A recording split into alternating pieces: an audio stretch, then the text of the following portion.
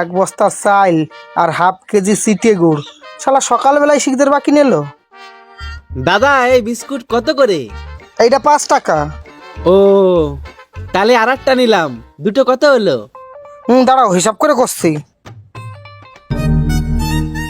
এই 5 এই 5 এনি যদি যোগ করি হয়ে গেল 5 5 55 টাকা দাদা। না তাই আমি একটাই নেবো, একটা থাক। কত হলো? ও আচ্ছা দাঁড়াও হিসাব করে নি। -5 তাইলে হয়ে গেল 5 0 50।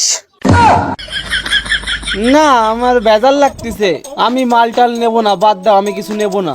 ও কিছু নিবা না, দাঁড়াও তাই হিসাব করে নি। -5 তালি এনি হয়ে গেল আবার সব মিলিয়ে 45। আরে আমি তো কিছুই নিই নাই, তোমার মাল ফিরাই দিলাম, আমার আবার কি করে টাকা হয়? ওরে তুমি মাল নেও আর না নাও, আমার হিসাব তো ঠিক আছে। আর হিসাব করে চলতেছি বলে আমার দোকানটা টিকে আছে। তুমি আমার টা দাও, 45 টাকা দাও।